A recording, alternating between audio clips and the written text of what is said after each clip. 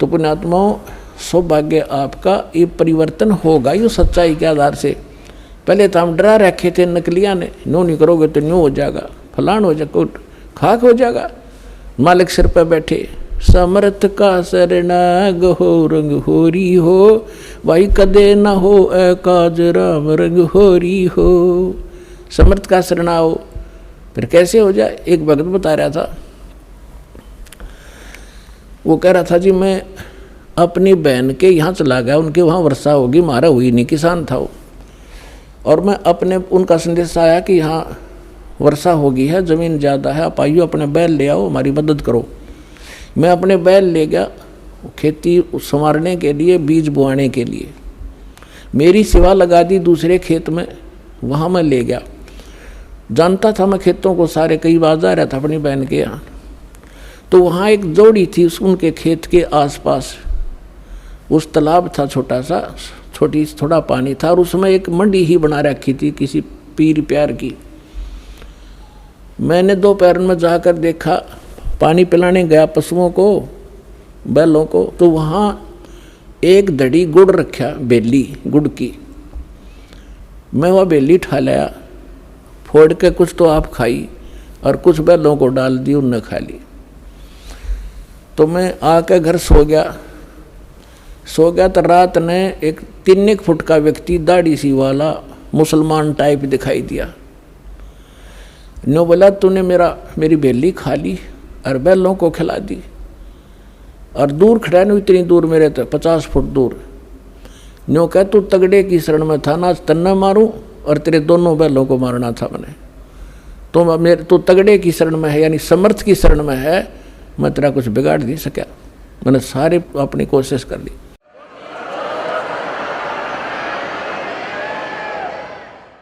तो मैं सुबह उठा, मेरा पसीने आ रहे, डर गया मैं। फिर उसने देख कर अकल सकल सी उसकी, मैंने अपनी बहन से पूछा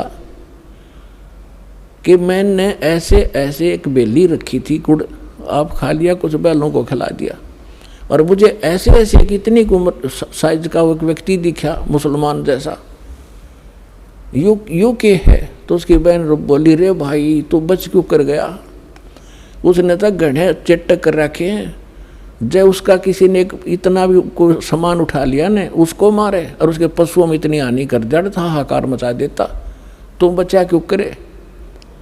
फिर बोला मुझे और दृढ़ विश्वास हो गया, बच गया मैं, वो तो हाथ जोड़ के गया। फिर मेरे गुरु जी का गए, ने बोला तू तगड़े की शरण में है, और जा शरण में ना होता तन्ना तुझे मारता और तेरे बैलों को खत्म करता। तो पुण्यात्माओं, समर्थ का शरणाग हो रंग होरी हो, भाई कदे न हो काज राम रंग होरी हो। अब आपको एक प्रमाण दिखाते हैं, ये नकली संत, आप इनमें भूत पड़े, औरों की क्या रक्षा करेंगे ये। अब दिखाते हैं कि आपको पूर्व रिकॉर्डिंग एक सत्संग सुनाते हैं, एक ज्ञान चर्चा सुनाते हैं।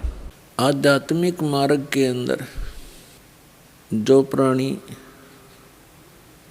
चलते हैं वो बहुत ही पुण्यकर्मी प्राणी होते हैं।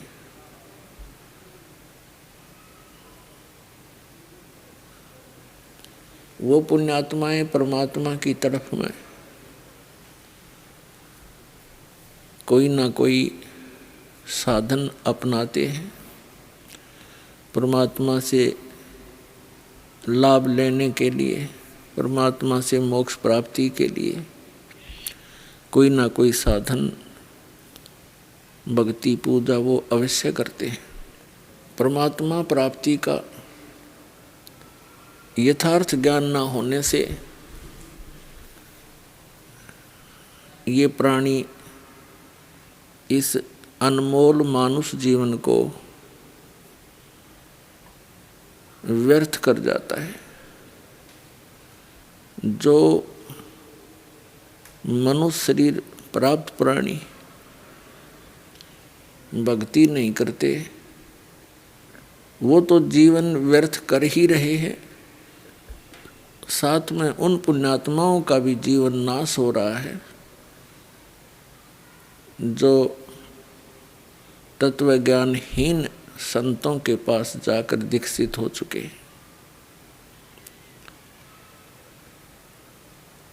और उनको परम संत मान कर उनके द्वारा बताई गई भक्ति विधि को शास्त्र अनुकूल समझकर मानकर उन पर वो पूर्ण रूप से समर्पित है। पुण्यात्माओं, भक्ति मार्ग, मार्ग मीन वे, रास्ता, भक्ति का रास्ता, मार्ग, ये परमात्मा तक पहुंचाने वाला होता है, इसलिए इसको भक्ति का मार्ग पंथ कहते हैं।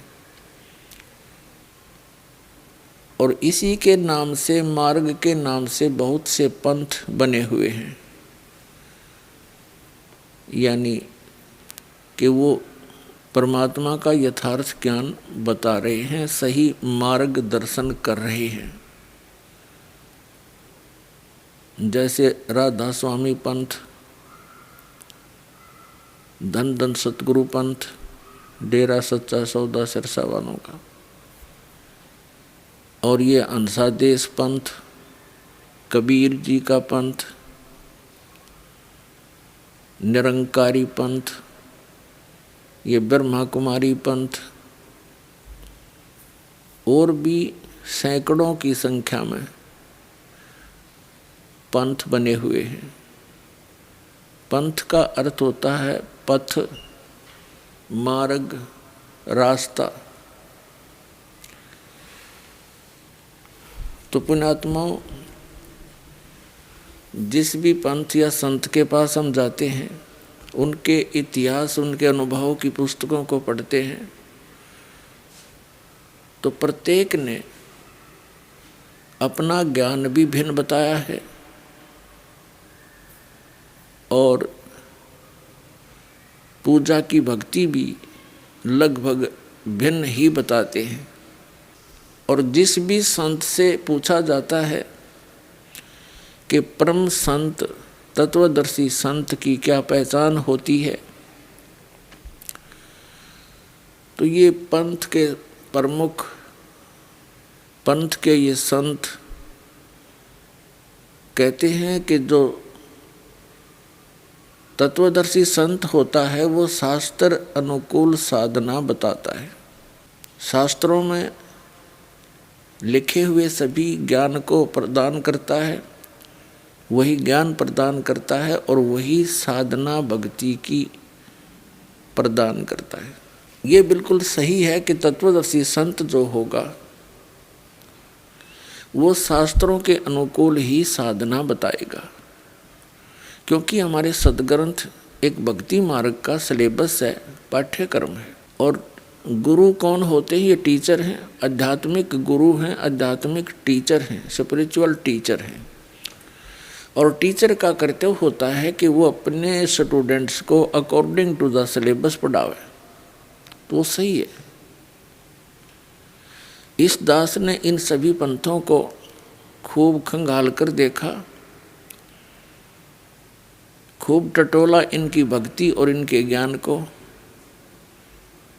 आज तक दास ने जिनके भी इतिहास पढ़े हैं, इनकी अनुभव पढ़े हैं, किसी का भी ज्ञान और किसी की भी साधना सदग्रंथों के अनुकूल नहीं है। इससे सिद्ध है कि ये टीचर नहीं है, इनका मार्ग, इनका पंथ ठीक नहीं है। इन्होंने सदग्रंथों का आधार मानकर सदग्रंथों के विपरीत ज्ञान बताया है। तो अब पुण्यात्माओं से मुझ दास का निवेदन है कि आप जी सभी कुमार्ग पर जा रहे हो और आप जी को चाहिए कि आप इस दास के वचनों पर पुनर्विचार करें। मुझ दास के इस प्रयत्न को आलोचना ना समझें। ये एक महापरोपकार का कार्य है जो कभी किसी युग में ही ऐसा कोई संत आता है जो सच्ची कहता है,